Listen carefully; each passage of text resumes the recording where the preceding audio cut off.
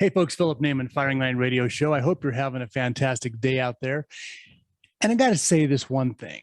You know, Marilyn Monroe sang Happy Birthday, Mr. President, right, to JFK. Yeah. It's a famous, iconic song. Everybody's heard it, that wispy little voice. Well, I think we need to sing Happy Anniversary. I wish Marilyn Monroe could do it for you. Happy Anniversary, Miss Non-President Hillary Clinton.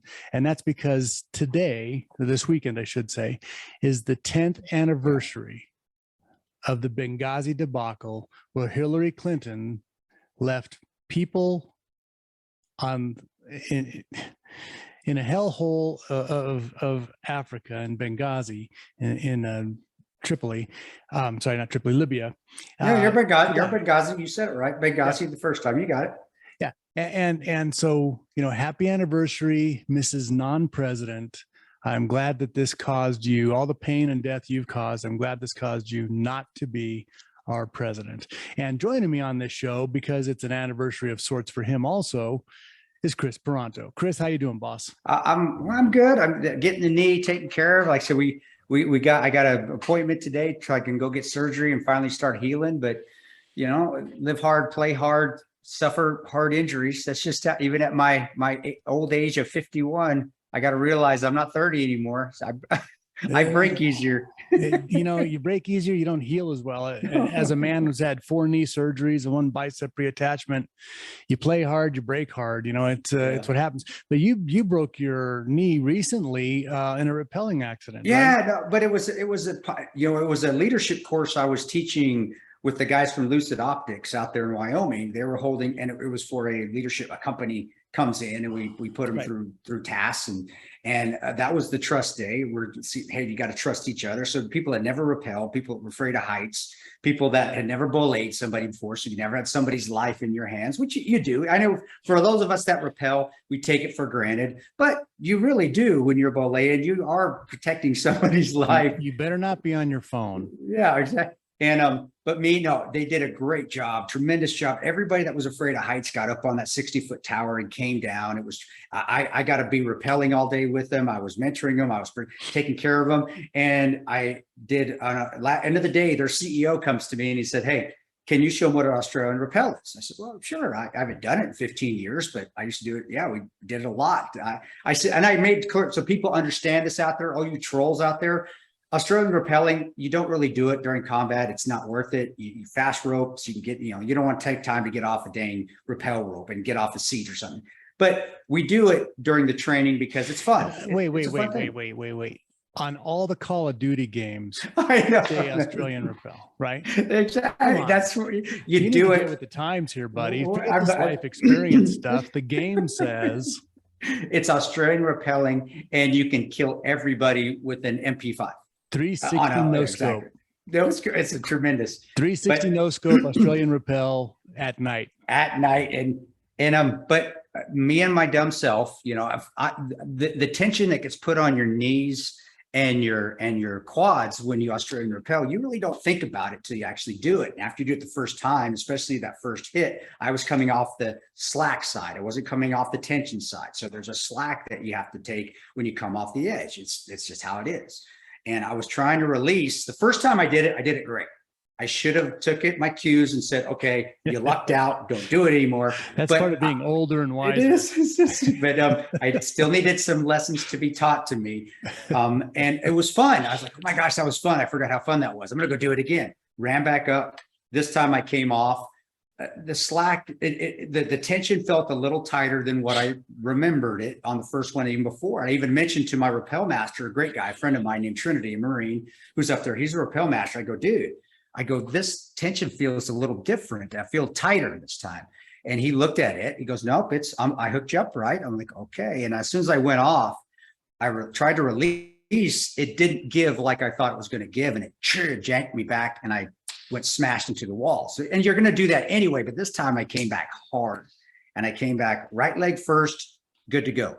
Stepped on the left leg went, and I just felt it pop, and like, oh, there it goes. And somebody has a video of it, and they sent it to me. They're like, you can hear me go, "Yep, just popped my knee." And I'm trying to hold it together, but Phil, you know how knee injuries are. I am in pain, and I am trying not to scare all the And you still got civilians. to get down there. And I still got to get down. But I had a great guy on the belay, and I'm still pulling, I'm letting myself out. And I know it's done, because of course you have that shooting pain to the back of the top right here that says you severely injured something. And warning, danger will rob you. Exactly. And luckily I said Trinity's there. The Lucid guys are there. We know how to triage ourselves. I know what to do. He's like, "Can I cut your pant legs off?" I said, "Of course you can, but stay away from the junk." I'm trying to find humor. We're both trying to find humor in it, so all the civilians don't get scared. Here's the sad part about all this. Now, having a traumatic knee injury and knowing the pain that you're in is because of what you're doing with the group you're there and your background. You can't cry like you want to. You want to, but you can't. You really can't. And especially in this day and age, everybody's got their phone out. They're just waiting for that first drop. I'm waiting for somebody to just start to scream. It's sweat in my eyes, guys. It's just sweat in my eyes. Oh my Lord. It was funny. It was funny. I was trying to not let him see you sweat. Sort of that commercial, but I'm sweating and it's not that hot. At 70 degrees. We're up in by Jackson Hole, Wyoming. So it's not hot. It's perfect actually. But I am sweating buckets because I am trying to hold in the scream I want to yell out, and trying to make jokes out of it. But I did, in true Tanto fashion. It got deathly quiet. Like nobody was saying a word. I'm looking around and I go, "Hey guys, I'm not dead. It didn't kill me. It's just my knee. I'll be all right. All right. Everybody can laugh like it's again." 180 screaming terrorists with RPGs and mortars. That's what he said. And Trinity even said there, he's laughing, the Marine. He goes, "Man, you got through Benghazi and I hurt you on my rappel course. How cool." And that was and we started laughing. I think he has a patch now. He has a patch. It says it's the hurt Tanto tab. It goes right here. It's a man with a red X on the left knee. Exactly. That's awesome. But to tell you what, as soon as I got in, and credit to Lucid guys, they're great guys too. Lucid Opt guys, Jason Wilson over there. We had, a typical range fashion. We had an ambulance ready to go. You always have a designated ambulance when you go to a range. We have the medical kit on site, so we're good. I got ice pack. It's wrapped up. It's throbbing. It got me in the back of that Suburban, and we're about an hour away, 45 minutes to an hour away to the closest hospital, because it's Wyoming. It is. And but yeah, as soon as we got in that Suburban and I laid down, I got my foot back. Yeah, I went, "Holy shit, this hurt." And then we laughed about it on the way there. But it was, oh yeah, man, it was just traumatic injuries. They hurt, whether it's a knee, whether it's an elbow, dislocation, skull fractures, if you still are conscious after a skull fracture. It hurt, but I held it. I was pretty proud of myself. I held it together until we were about a mile away and nobody could hear me except Jason. And then I let it out. So yeah. Well, hey, I understand. When I hurt my knee, the paramedics, asked how it happened. It was a stupid football injury. And anyway, so I told him what happened. He goes, "Then what happened?" I go, "I screamed." He goes, "A big guy like you scream like a woman?" I said, "No, sir. I screamed like a big, fat, ugly woman." That's because don't hate the player, man. Wait until it happens to you. Exactly. Your chest feels like a speaker cabinet when that ACL goes. The whole vibration through your body. I bet. Yeah. Mine. I thought initially that my kneecap had snapped in half, because I heard it pop, and you can actually even hear it pop in the video. But it was my quadricep tendon actually snapped off, and then my quad muscle actually snapped. And we did the MRI yesterday. And it rolled up, but it didn't roll. It rolled about, it says it's rolled up right now 2 centimeters. But at the time when I picked me up and I was able to flex my leg after my pant legs had been cut off, it looked like a little valley had from my kneecap to my quad. That's why I thought that was my kneecap. It's like, holy shit, half my kneecap's up in my quad. Now it was actually because there's no quad attached to the knee anymore. It's gone and the tendon's gone, but it was still pretty cool. It was cool to see that little divot in there. Like, wow, that's kind of neat. Never seen that before. Yeah. So the other part is, because you're on a medic, you guys are trained for medic, you train for trauma, you hurt your knee, and you got 6 guys around you trying to put a tourniquet on something. It's like, dude, I'm not bleeding out. I don't need a tourniquet. Just give me an ice pack. This is an original hole. Don't plug it. Leave it alone. Leave it alone. I was like, I was just, what me and actually Trinity's funny as well. He said the same thing. What did we ask? What did we need? I needed a wrap, an ice pack, and I did 500 milligrams of ibuprofen. Give me some Motrin. Give me the horse pills. And yep, we're good. Let's keep rolling. And that's what we did. Exactly. Folks, I want to thank my guest here, Kris Paranto. He's going to be back on. We're going to talk about Benghazi, new information that's coming out. We're going to share it with you. He's had on his podcast, Battleline. So check him out on Battleline. Yep. Also, E3 Firearms Training. We're going to come right back, get right into this story. And it's happy anniversary, Mrs. Non-President. We'll be right back after this.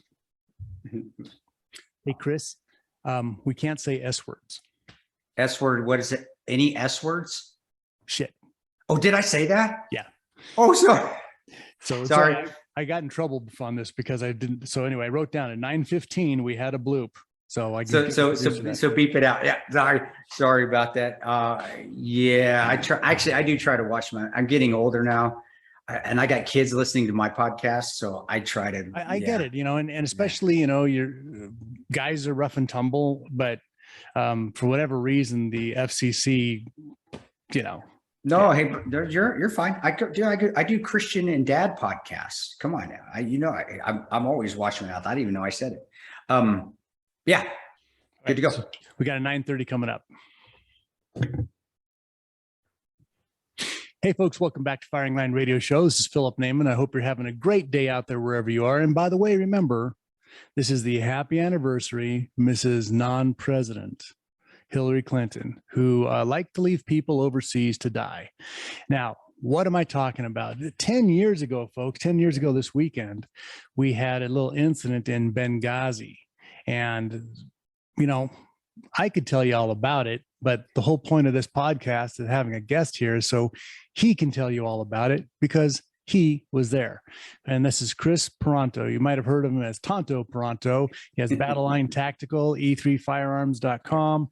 He's all over the place. 13 hours. He wrote the book. They did the movie. Yep. And, there's, as with almost any scandal involving our government, new information seems to pop up, 5, 10, 50 years later.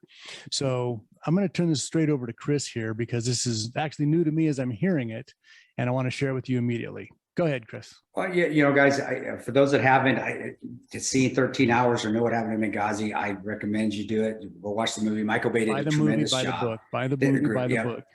Do it. And but the attack that happened to us at the U.S. consulate in the annex that killed Ambassador Chris Stevens and IT officer Sean Smith, and also killed two of my heroic teammates. Those guys were tremendous. Glenn Doherty, Bub, and Tyrone Woods. It was washed under, swept under they tried to sweep it under the rugs until we decided a couple of years after to step forward. And I say we, our team, the remaining team members, myself, Oz, Jack Silva, Dave Boo Benton, and John Tig Tigan.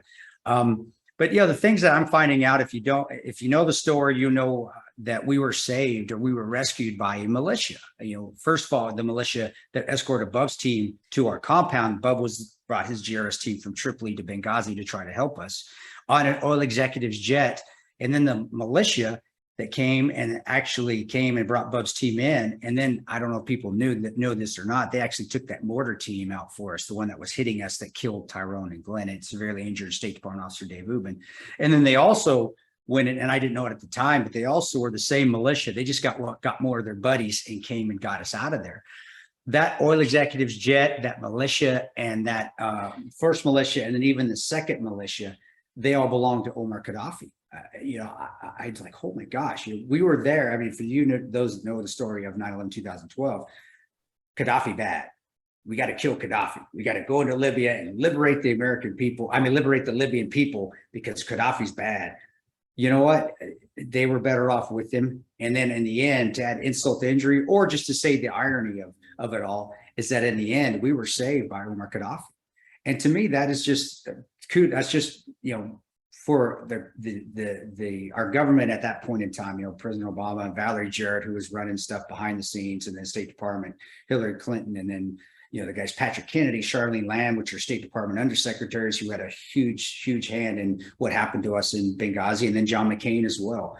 to me, that was a huge deal because especially the treachery of John McCain, right? Somebody Yeah, who was left yeah. behind, and then he comes back like this. Yeah, and does it, and us, that's what led me also to digging to why were we really there? And there are things where I do jobs, and you're thinking, well, Kris, you're on a job, Tano, you should know. There are a lot of times where I don't want to know. I'll be honest. I just love doing the job. We're killing terrorists. We're finding terrorists. We're targeting them. We're actioning them. We're getting intel.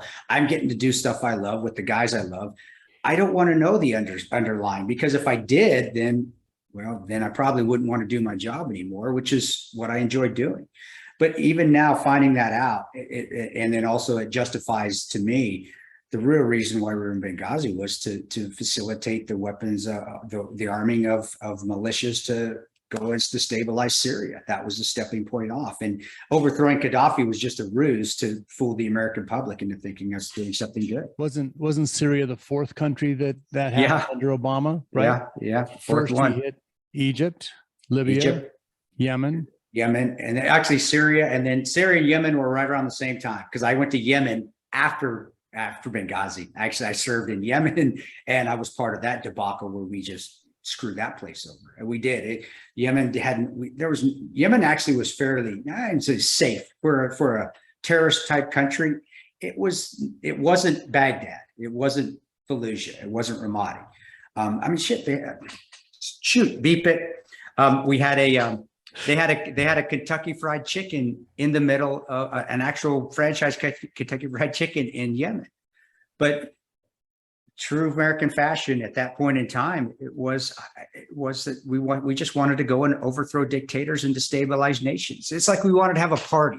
Let's go have a party. We're gonna have a great party, church it up. We're gonna have a lot of fun, and then at the end of the party, we're gonna leave, and you guys clean it up. And that's how it was. And it was. Now I'm looking back on it.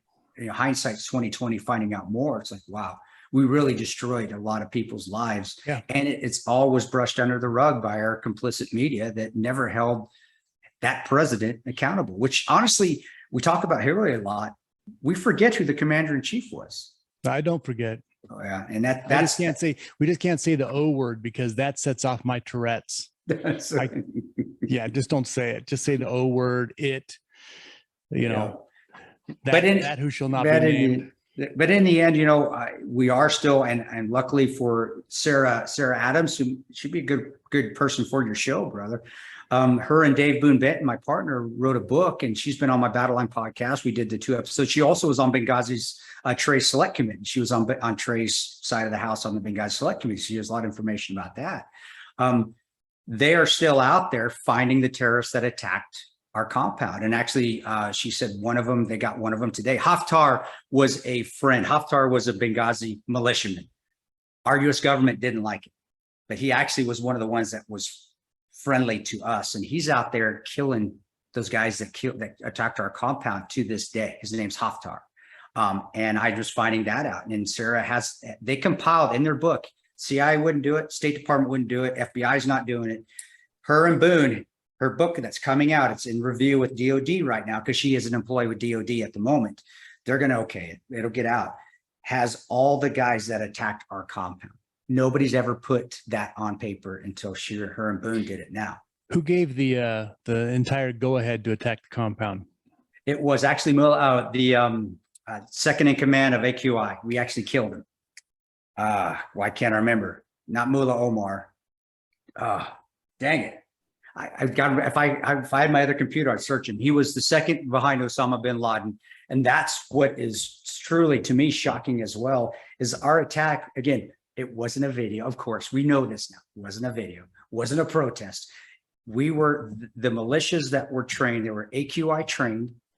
AQIM was part of the militias, or part of the terrorists that attacked us. So it's Ansar al-Sharia and Al-Qaeda in the Maghreb. And the second in charge of AQI, the guy below Osama bin Laden, Zawahiri, he's the one that actually said, make it happen, attack, and try to kidnap. They wanted to kidnap ambassador students. How about this? How about the video that got blamed? Like, somebody found this thing in a search engine. They said, what can we blame this on? Right? Now, a guy I know is named Steve Klein. He's out there in Southern California. He was actually with the creator of that film that night down in Hollywood, where they did a screening with like 40 people. Okay. That was it. It is not exactly a huge movie that's doing gangbusters. No, it was terrible. It was awful. You've seen it. It's terrible. Yeah. I mean, it's almost as bad as my YouTube videos, almost, but mine are worse. But the thing is, that guy was like jailed.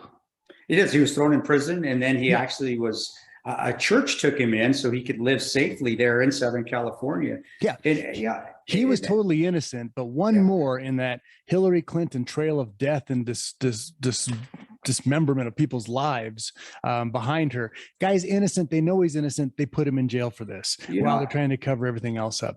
I want to get into more about the targeting and those other issues as soon as we come back here. Folks, this is Philip Naiman. Check out Kris Tanto Paranto at Battleline Tactical, and E3 Firearms. They're doing live training. Get out there, learn how to work a gun by somebody who, I don't know, maybe he's actually worked a gun.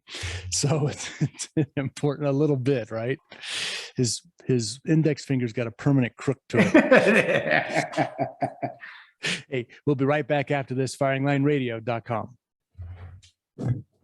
Your Zawahiri, that's who ordered it. Gosh, why can't I remember that? Zawahiri was the guy that was the guy with he's the guy with the permanent sweater vest, if I remember. Yes, right. Yes. He that was shocking to me, brother. When how much hair was on his back? Actually, well, that's not shocking. They all puff up, you know. Is that are they wearing man jammies, or is that just his own back hair? We found Sasquatch. It's Zawahiri. But it's nice when you can cover the bald spot by combing over your back up and over. I know that's funny. It's funny, and then you just put your little turban on, or your little mujahideen, your Masood hat, and we're getting canceled. Okay. Let's go through some of this Sarah Adams stuff. Gotcha. Hey folks, welcome back to Firing Line Radio Show. I hope you're having a great day out there. Again, this is happy anniversary, Mrs. Non-President, because she should never have been that close to power in the first place. And like I said, I'd like to blame the other one, the commander-in-chief at the time, but I can't pronounce that name without lighting off a bout of Tourette's. So just understand, it's a personal weakness of mine. That's my personal feeling for him. I can't even say it. Ugh. I'm going to go use mouthwash just because I alluded to him. Anyway, joining me back here, folks, I have Kris Paranto, one of the few survivors of the Benghazi debacle. Happened 10 years ago this weekend. And you just did your own podcast a little bit earlier today, Battle Line. And let's go through some of this new information that you have that you want to share. Well, we had our guest on, and she actually was a teammate. She was a targeter. She was a staff officer for the CIA. She was a targeter. For those who don't know what targeters are, they're the ones that actually target the terrorists, and then they work up a package and say, "This is the guy." And then they hand it to whoever's going to action it. Action means either kill them or grab them, snatch them up, so we can put them in prison.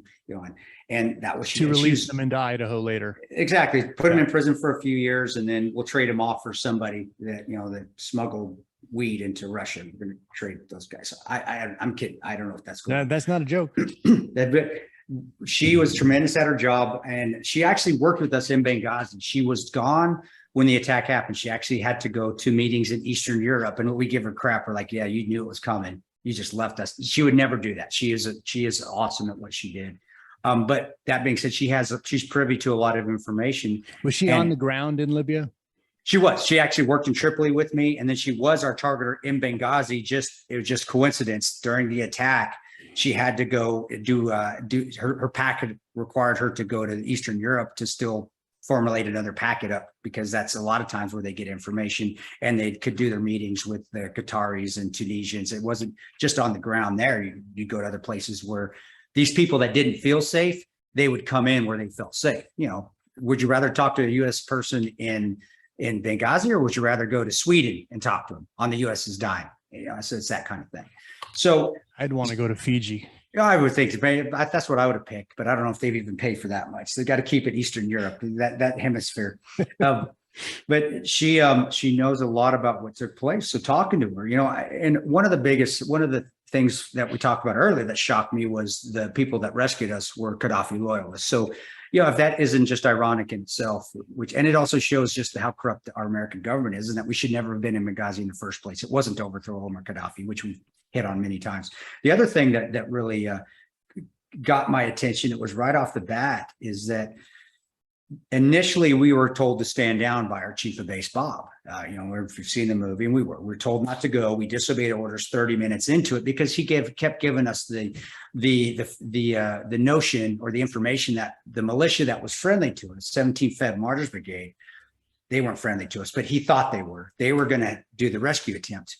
I found out from Sarah. She said that Bob knew from the very first phone call, from the very first call that we got to respond, which was 9:32. 17th Feb commander called him and said, "We aren't coming. We're not going to help." He knew that from right then and there. And he still, for the next 30 minutes, lied to us, saying, "No, 17th Feb's got." Bob, because Bob was overwhelmed. Bob had no business being. He was not a CT officer. And I say overwhelmed. Counter-terrorist. He wasn't a counter-terrorist officer. So he wasn't an action guy. He was a numbers guy. And he didn't know what he was doing. And like all CIA fashion, if a leader doesn't know what they're doing, they don't go ask somebody else for help. They're going to fake the funk until it's either over or somebody pulls them out of the fire. And that wasn't going to happen. So to say that there was a malicious, to say that Ambassador Stevens, they were going to kidnap him, that the U.S. had some involvement with that, I don't know. And Sarah doesn't know that either. All I know is that the 17th Fed March Brigade had no intention of going to rescue Ambassador Stevens. And in essence, he lied to us, which we waited 30 minutes before we finally bucked orders. If you're a guy on the ground, Philip, that's huge. 30 minutes into terms of let's get out the gate. You could hold your breath for 30 minutes, right? Yeah, and maybe not anymore. But how many mag dumps can you do in 30 minutes? How many mortars can you launch in 30 minutes? You could shoot about 1,000 PKM and Dishka rounds, which is what they did. But what that bothers me too is that we went down there thinking that the guys that we were linking up with were 17 Feb and they were our friends. We just got lucky, man. We did. We are lucky. We are lucky, not just from the bad guys, but just even us having the notion that those guys were friendlies that we were asking to come help us. They could have turned on us in a heartbeat. And we probably would have done things a lot differently if we would have known that. So not only did he lie to us, when we went out the gate with the intel that we had, that we thought was truthful, that 17 Feb was coming eventually, that wasn't true. We were asking guys just off the streets to help us, and it very easily could have turned around and shot us in the back. That's huge. Yeah, of course that is. Sometimes you whitewash something, or somebody would whitewash something, right? This is a red wash because it seems as if they realized at that point in time, somebody made a call to cut and run. And so Bob, whoever Bob is, this is person. That's his real name. It is. We just won't give his whole name or his address. We don't do that. We call him Bob. Okay. So Bob, what if he had orders that was to let you guys go and lock the door behind you? And it's a possibility. If he did that, there were people still on the compound. I know that wouldn't. You got to look at people's actions, right? I mean, see, one of the things that hurts for us, you have a Christian faith, so do I. We subscribe our worldview to other people that don't deserve it. You think somebody's going to do the right thing. We think the government would do what we would do if we were in power, except these people in power aren't us. No. They have a whole different worldview, and they would rather follow an order and for their own ilk than to do the right thing that rankles somebody. And so it's hard for you, it's hard for me to look at this and say, oh no, he wouldn't do that, as opposed to let's just look at what the actions were and what are the results. Well, those actions sent your squad out to go face machine guns in an alley. Yeah. The last and the people who had the machine guns were the same guys who were on the phone with him saying, we're not coming. We're not coming.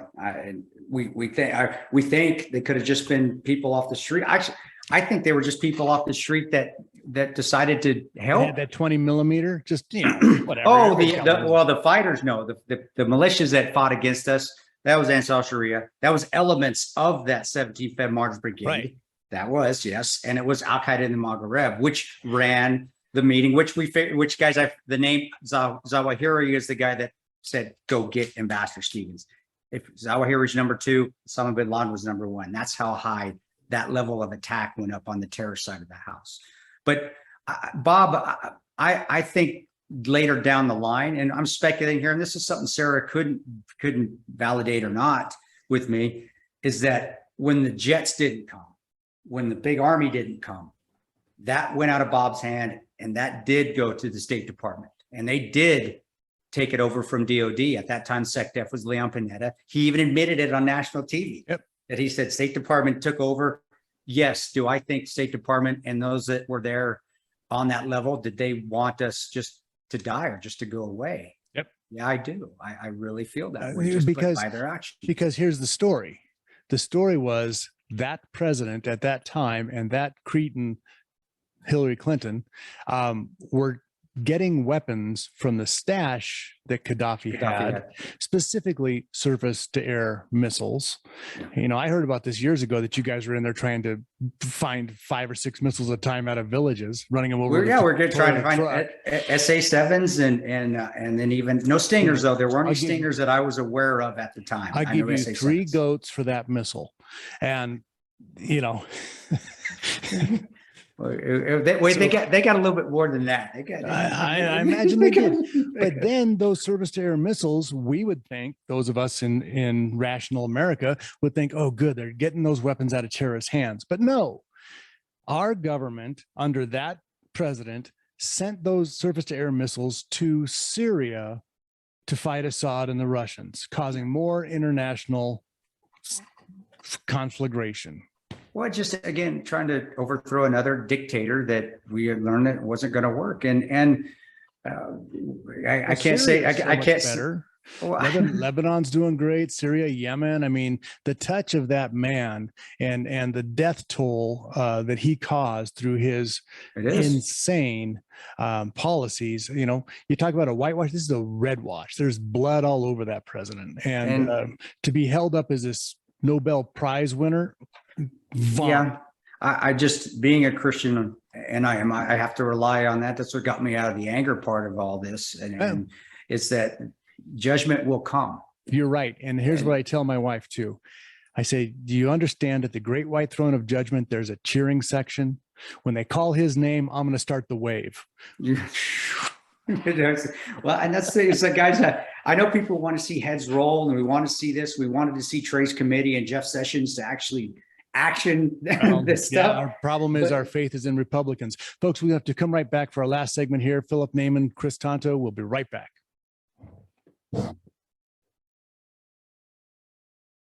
Yeah. Hey, you said something. You said, I didn't cuss again, did I? You said on the CIA, you said something about fake it. Oh, fake the funk. Fake the funk.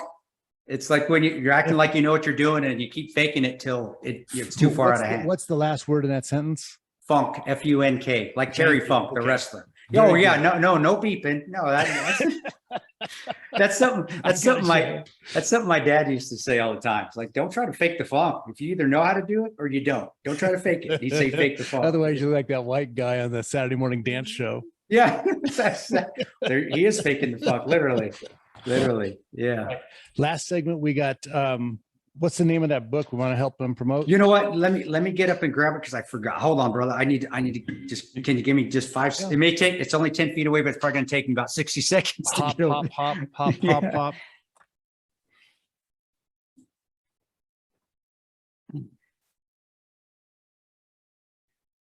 Oh, suck it up, Ranger. He's going to kill me.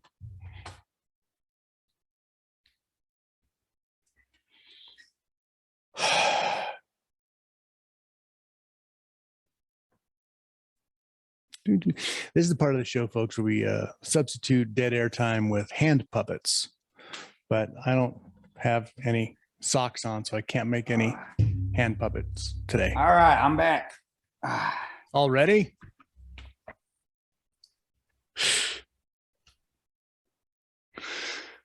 Boy, I don't miss those days, Kris. Yeah. Do you have an ice machine? Operating lower leg.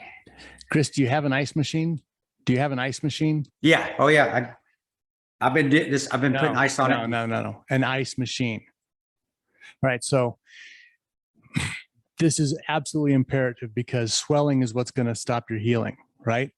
They make this water recirculating ice machine that will run cold water over your knee. It's like a pad. It Velcros down. You can elevate, and it continually runs fresh cold water. You don't get that hot spot you get with ice bags. Really?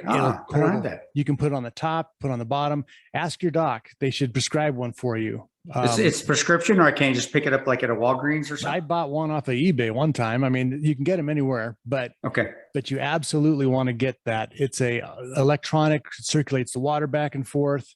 Cool. Okay. I will. Is it called ice machine? What's it called? Do you know? I'll search it. I'll search ice bags, recirculating ice bag or something like that. Recirculating ice for surgeries. It's absolutely important. And then you're going to also want to get compression stockings. Not the fishnet, but I got those actually. I actually run in those in the wintertime. So and get the ones that go to your hip. Okay. Gotcha. Will do. All right. Right. All right, folks, that's the end of the medical advice. I'm not a doctor, nor do I play one on TV. I just survived a few surgeries. Stayed at a Holiday Inn Express last night. Oh my gosh, hold on. Somebody rang the doorbell. Hold on. So I'm in the middle of the kitchen right now. Can you grab that? No, they want to watch you hobble back over to your crutches. No, my wife's awesome. Let me see. Is she up? Just wait. We're getting this on the video, so you're getting my daily. This is my daily routine. It's good. You're in the kitchen today. Last video we did for CCW Safe, you're in bed, so I was in bed. I know. At least you're having breakfast now. Well, I can at least move this damn thing. I did. But you're right on the swelling. I mean, I've gotten a ton of the swelling out, which has allowed me now to actually move more because the pain's out. And that surgery is next Tuesday. So with your injury, you don't want to move yet. You don't want to contract that muscle. That muscle is detached. So you want it to just be benign so they can stretch it back out and make the surgery, Are they going to like harvest some of your tendon from your hamstring? They haven't told me. That's what I got that consult today. That's what's going to go. That's what they're going to tell me today, how they're going to do it. So they might, I'm sure, or I've heard my dad tore his quadricep tendon and they stretched it. He said they did something to his kneecap where they attached it with, is that right? Pins or screws to his kneecap or something like that. I haven't had that surgery yet. Yet. But we're good. Okay, we're good. All right. Let's do this. But the day is young. Hey, folks, welcome back to Firing Line Radio Show. Get our podcasts at firinglineradio.com, firinglineradio.com. My guest this week is Kris Paranto. Now, we're talking about the Benghazi stuff, right? Because, after 10 years, it's just a party that keeps on giving. But if you want to follow Kris or get training when he's not flailing around on one leg, look at Battleline Tactical. That's his personal company. He's also doing training through E3 Firearms, which is a great group. Adam Schott, I had him on last week. Your co-trainer. Well, he's probably the primary trainer now that you're a peg. Oh, he's always the primary trainer. I'm just a pretty face. He's always the primary trainer. Come on. He said the opposite. Anyway, oh, did he? He said he was a pretty face. Well, then we both got pretty faces then, so you can't lose. You can't lose. Hey, so let's talk about this Benghazi debacle. We know it is Hillary's fault, Vendetta's fault, the O word's fault. We know this. We know that they left people out to die, but there's more information that just came out. And in writing the book, 13 Hours, this is the collaboration of your whole team, right? Yeah, the whole team did it with, and then we had an actual author, Mitchell Zukov, who was a huge author. He is tremendous, come in and actually get it together because, you have Rangers and Marines writing books. It's going to be a pop-up, pull the pin, coloring book. Especially if it's family friendly. It's just exactly. It's just, what can we do? It looks like the affidavit for Trump's house. It's just redacted. I know. Oh my Lord. So then in the movie, then everybody was credited with the movie too? Yes, actually, we were all on set with the movie. They did a great job. And being on set, I mean, that was an experience in its own right. Just being out and watching them do a good job, and the actors took it very seriously. They did a great job. Put the politics aside. You've seen it. There's no politics in the movie. People said there should be. Honestly, we wanted to honor the guys that gave their lives, Roan and Bub. And then some of the proceeds from the movie went to their foundations and stuff. It doesn't, and yep, and then they both still have their own foundations, guys. Tyrone Woods Wrestling Foundation, give to that, or Glendora Memorial Foundation, and that's they did start. So yes, some of the proceeds from Paramount and the picture itself. I don't know exactly. You'd have to ask Glenn. Well, that's cool. I'm glad that they did that. I'm glad that they did that, and the book as well. Okay, so let's go back with this new information, this new book that's coming out, and it's called Benghazi, Know Thy Enemy, and it's written by Sarah Adams, who was our CIA targeter there in Libya during the attack. Actually, she was stationed there, and then also by my sniper buddy, the guy who was on the roof with me, Dave Boone Benton. So if you've seen the movie, Boone was Dave my buddy. Baba Boom Bang. Baba Boom Bang. Dave 308 Benton. That's what they call him. SR25 Dave is what they are. But yeah, guys, of course, you guys, if you know 13 Hours, Boone was there, and he was there with us during the fight, and he was there prior to, and Sarah was our targeter. So it was tremendous. And so what more is in their book that they have? Well, the biggest thing is that the government didn't want Benghazi to still stay out there. Obviously, we talked about the reasons why, because it doesn't help political endeavors by any means for those that were involved with, whether it was O or Hillary or whoever else. So they stopped looking for the attackers that attacked our compound. We still want to find the terrorists that killed the 4 Americans. They quit doing it. Sarah kept on being a targeter. That's what she did. So that was her job, and she kept. And they have 40 of the terrorist attackers that attacked our compound listed in the book with pictures, with real names, with their locations. So she actually. Are there any bounties? I don't know if she's got any bounties. I'm sure there is. Well, some people might want to get a little lunch money. I don't know. It just has to. I'm sure they could work it out with a foreign government, whichever country they were in. I'm sure they could figure that one out. But also just the like the stuff I'm finding out, like that there was no help from 17 Feb. 10 years. I had no idea that if we would have known that, we would have pounced out that gate. First second, we're like, okay, bye, we're out. See ya. Which makes me, as a skeptical person that I am, question Bob. Bob's going to do, in my opinion, and this is my opinion, I am just telling you, Bob's going to do whatever the people above him tell him to do. Right. And if he was giving the word that don't send these guys, this is what the plan is, then he would have done that. And he would have. And so maybe he's thinking that he's saving your life by not sending you out. And that's a possibility too. The only person that knows that is Bob. Now, do we think that now is that a silly way of thinking? We got when you're Baghdad Bob, we got Benghazi Bob. There's too many Bobs. They're all Bob. Bob. What? Okay. But his if he obviously if he was believing that he's these are all not questions very that should smart have. guys. These are all questions that should have come out at the Benghazi Commission. And that's the thing with her. With she can at least talk about didn't really get much into the select committee stuff. Hers is more about that night and the failures, even more so, of what took place. The people that actually saved us, which was Gaddafi's loyalists that saved us. And that helped us. And then also just the attackers, just getting the people that actually did the attacks.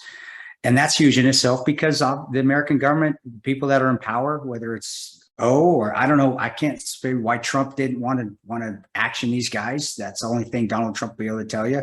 I know why Biden doesn't want to action these guys. Well, he was VP when this went on. So obviously, but she is still putting that information out there. Words of Joe Biden, that's a big effing deal. It's huge. So for the book itself, guys, I don't want to give it all away, but she has a lot of information out there that we've talked about on the show, but even more so that us guys on the ground haven't talked about. She has it formatted in a strange way. Each chapter is a target package. That's what she said. I remember she said that. She goes, I'm no Pulitzer Prize writer, but it's written more of a targeter type book where it is. It's like, this is this guy. But what is also, it solidifies too, because the majority of those attackers were Al Qaeda.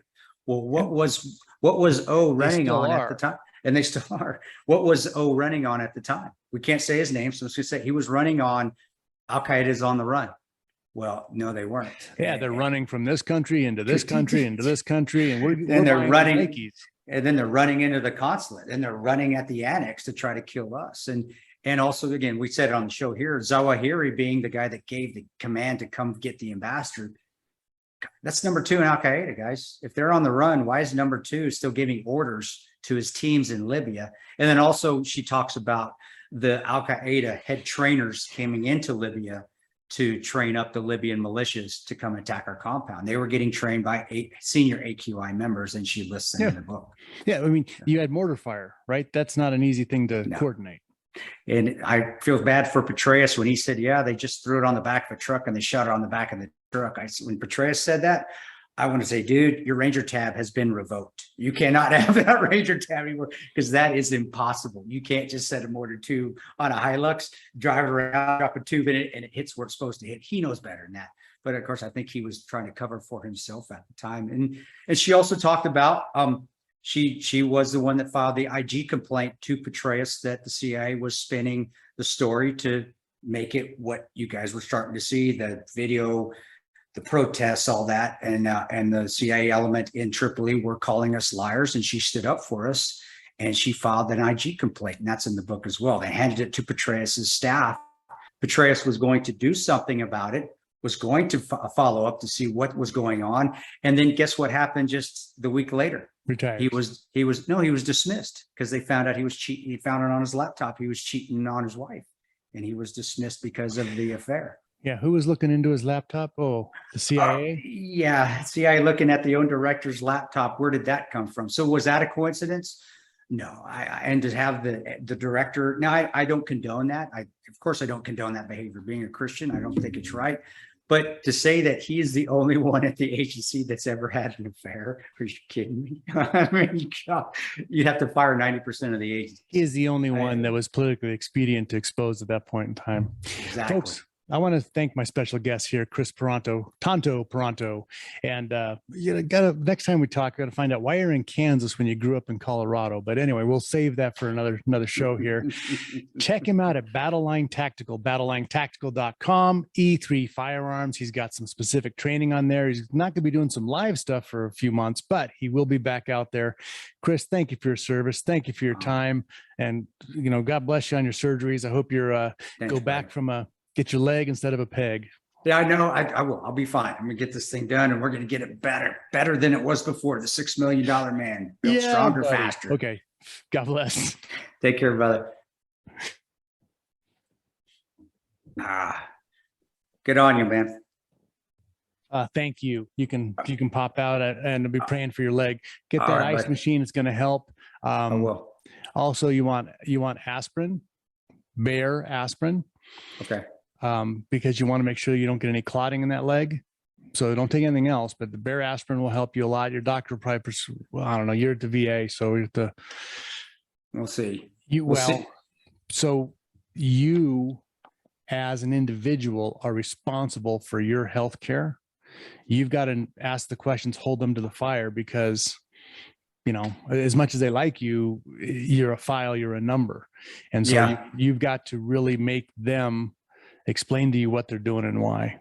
I do. Luckily for me, though, they did send me to an outside orthopedic, an actual civilian hospital. A real doc. Yeah. So yeah, it was literally. So I think I'm okay, but dang, it's just so long, man. I wish they just would have. It's like, man. And the other thing, do not cheat on rehab. Do all your stretching. Look up Kelly Starrett, Staret, on YouTube. He just had a knee replaced. He's the only guy I've seen with 155-degree flexibility back. I can't get mine that bad, but anyway, he's amazing, and he can help with the post-surgery stuff. So check that out too. Can you text me his name, bro? I'll send it on your text. Yeah. Thanks, buddy. Phil, I appreciate it, my man. Take care, bud. Bye. Buenos nachos.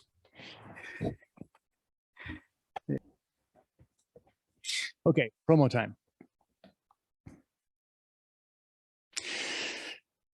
Hey folks, Philip Naiman, Firing Line Radio Show, heard Saturdays at 1:00. This week I have a very special guest again, but it's because of the 10th anniversary of Benghazi. That's right, it's been 10 fun-filled years since that disaster from Hillary, the non-president, Clinton. So check us out Saturday at 1:00 with Tanto Paranto, firinglineradio.com.